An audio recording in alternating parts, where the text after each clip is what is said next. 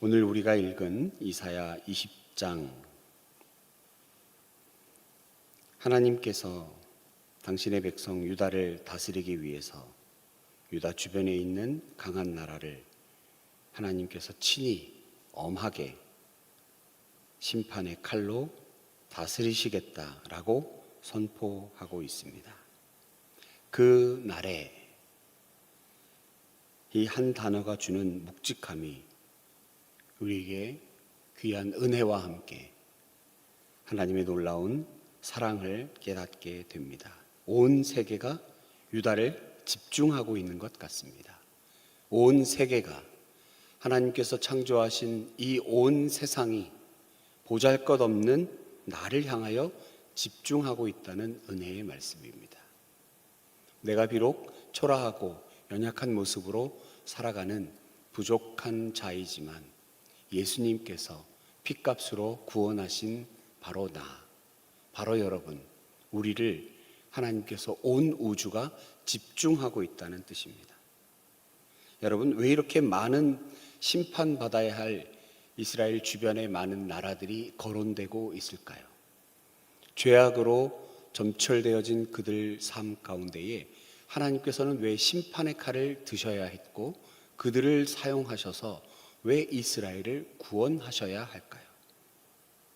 하나님께서는 이리저리 갈대같이 흔들리는 유다 백성들의 마음을 붙잡아 주시기 위해서 주변의 강력한 나라를 강하게 다스리고 있다라고 심판하시는 것입니다. 유다 백성들은 눈에 보이는 하나님, 그분도 믿지만, 눈에 보이지 않는 하나님도 믿지만 눈에 보이는 우상도 겸하여 섬기는 죄악을 범하게 되지요. 갈대같이 흔들립니다. 그런 그들의 마음을 붙잡아 주시기 위하여 하나님은 필요에 따라 때로는 그들 주변에 있는 나라를 다스리신다라고 하는 것입니다. 그들을 깨우치고 경각심을 일깨우기 위하여 하나님은 주변 나라들을 채찍질하고 계시고 심판의 칼을 드시는 것입니다. 이사야 선지자가 예언하고 있던 그 시절 전 세계의 최강대국은 아수르입니다. 아수르라고 하고 있는 이 나라 주변 수많은 나라들은 이 아수르 때문에 살기가 무척 힘들었습니다. 보통 우리가 이스라엘을, 북쪽 이스라엘을 멸망시켰던 아수르, 남쪽 유다를 멸망시켰던 바벨론 이렇게 이야기할 때에 아수르는 그 민족 자체가 굉장히 포악한 민족입니다. 굉장히 힘들었다고 합니다. 그래서 반아수르 동맹을 결성하고자 했습니다.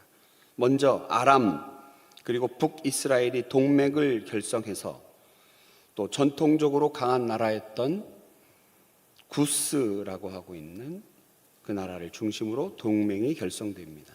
이때 유다는 어디에 줄을 서야 할까? 잘 판단이 서지 않았습니다. 아람과 북이스라엘에 줄 서려고 했을 때 이것도 아닌 것 같고, 구스가 유다에 사절단을 보내서 자 우리와 동맹을 맺어보자 할 때도 두려워하고 있었습니다. 주저하고 있었습니다. 하나님께서는 친히 너희는 아람과 북이스라엘에도 동맹을 두지 말고 구스를 중심으로 한 반이스루 동맹에도 서지 말라 분명히 말씀하셨습니다. 잠잠히 기다리고 하나님의 은혜의 때를 구하면 구스가 하나님 앞에 엎드리고 손들고 돌아올 날이 분명히 있을 것이다 말씀하셨지만 잠잠히 기다린다고 하는 것은 유다에게는 쉽지 않은 선택이었습니다. 아수르는 그 세력이 점점 커져갔고 어딘가 주변 나라와 손을 잡아야 내 안위가 보장될 것 같은 유다에게 어떤 것을 선택해야 하는 것은 필연처럼 보여졌습니다. 하지만 하나님께서는 이사야 선지자를 통하여 철저하게 이웃 나라를 의지하는 것이 아니라 하나님의 말씀에 순종하라 말씀하고 있는 것입니다. 1절입니다. 아수르의 사르곤 왕이 다르닷을 아스돗으로 보내매 그가 와서 아스돗을 쳐서 취하던 해니라. 어떤 특정한 해를 말씀하고 있는데 그때 어떤 구체적 사건이 벌어졌습니다.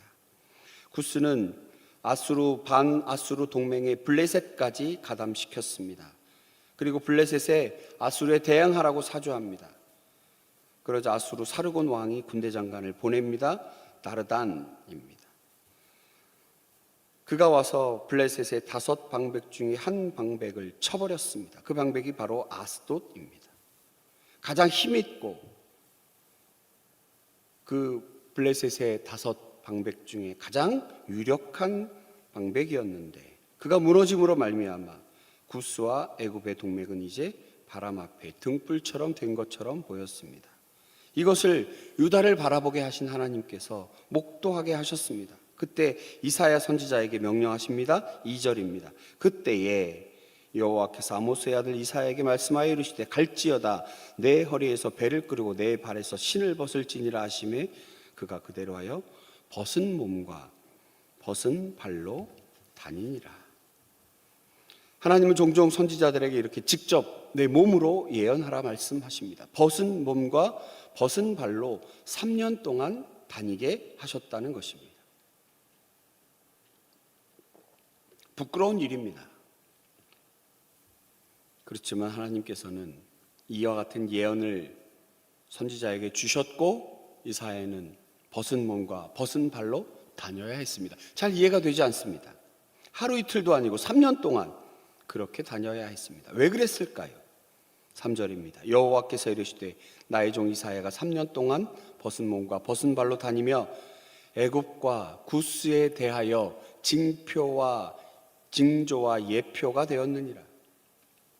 때가 되면 애굽과 구스, 아수르에 끌려가 잡혀가게 될 텐데 그때 바로 이렇게 벗은 몸과 벗은 발로 끌려갈 것이다. 그러니 너희는 저 부직갱이와 같은 애굽과 구스를 절대로 의지하지 말라. 그들이 하나님의 심판의 때가 이르러 아수르에 잡혀갈 때 저렇게 부끄럽고 수치스러운 모습으로 잡혀갈 건데 너희들이 저 나라를 의지할 것이냐? 그럴 수 있겠느냐? 그 나라 의지하다가 너희도 저런 꼴이 되고 말 것인데 그럼에도 그 나라를 의지해야 할 것이냐? 하나님의 말씀이었습니다. 그럼에도 불구하고 유다는 깨닫지 못합니다. 나중에 정말 그런 날이 오게 될 때 그때 유다가 탄식할 것이다. 바로 5절의 말씀과 같이 말씀하십니다. 그들이 바라던 구스와 자랑하던 애굽으로 말미암아 그들이 놀라고 부끄러워할 것이라. 유다 백성들을 말합니다. 그들이 바랬던 의지하려고 했던 구스, 자랑하려고 했던 애굽, 그들이 수치를 당할 정도로 무너질 것이다 말씀하십니다. 당연합니다. 6절 그들의 탄식은 너무나 당연합니다. 그날에 이 해변 주민이 말하기를 우리가 믿던 나라 곧 우리가 아수르 왕에게서 벗어나기를 바라고 달려가서 도움을 구하던 나라가 이같이 되었은즉 우리가 어찌 능히 피하리오 하리라. 자신들이 강대국과 같이 무너지지 않을 것과 같은 강대국 아수르에게서 피하기를 바라고 선택했던 구스와 애굽이 망함으로 이제는 누구를 믿고 누구를 의지해야 되겠느냐 탄식할 것이다 말씀하십니다. 이 예언 결국 현실이 되었죠.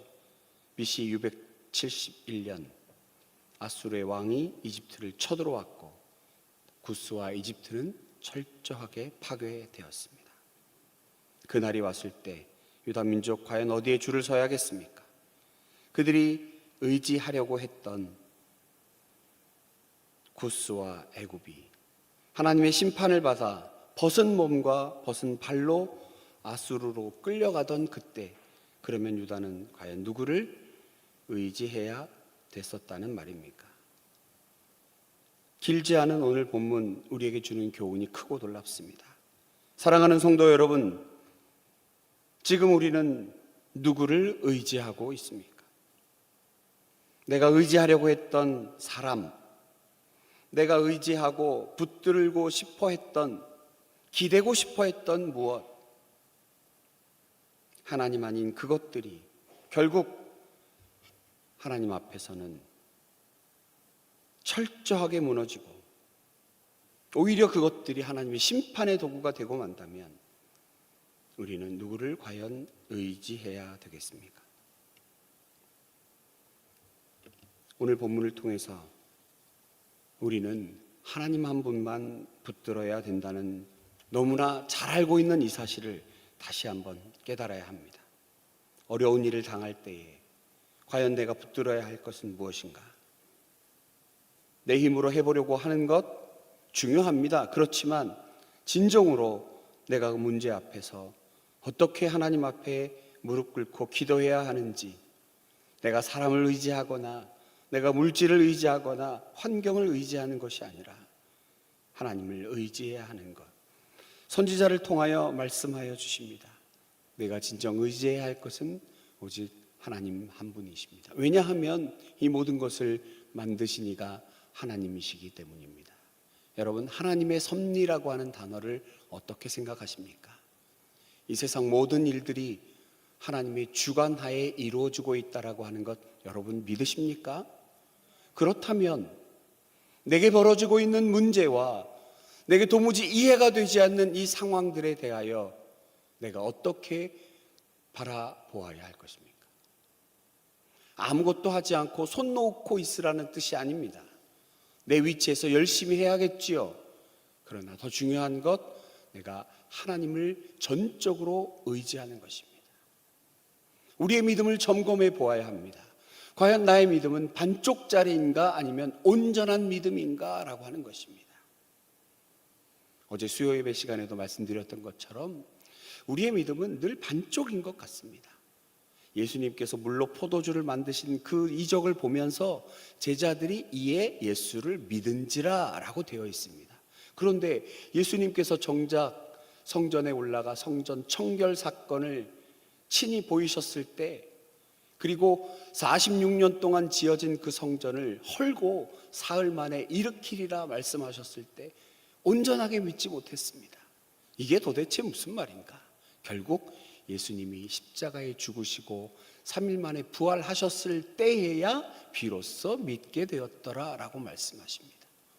여러분, 이 모든 일들은 하나님의 섭리하에 있습니다.